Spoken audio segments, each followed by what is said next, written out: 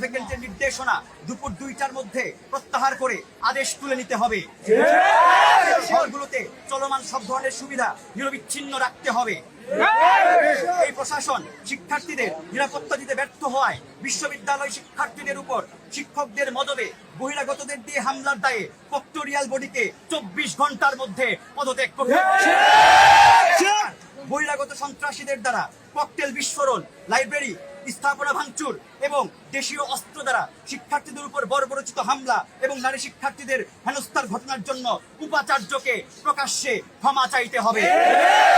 5, হামলার সাথে জড়িত শিক্ষকবৃন্দ, কৃষি অনুষদের আসাদুজ্জামান সরকার স্যার, তোফাজ্জল স্যার, শরীফ আর রাফি স্যার, কামরুজ্জামান স্যার, পশুপালন অনুষদের বজলুর রহমান মোল্লা স্যার, জেটিক্সের মুনির স্যার, জেডি সায়েন্স বিভাগের আশিকুর রহমান স্যার এবং বহিরাগতদের সন্ত্রাসীদের দৃষ্টান্তমূলক শাস্তির ব্যবস্থা করতে হবে।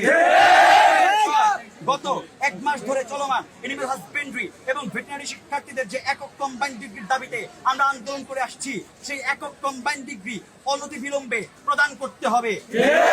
3টি ভিন্ন ডিগ্রি কোনোভাবেই গ্রহণযোগ্য নয়।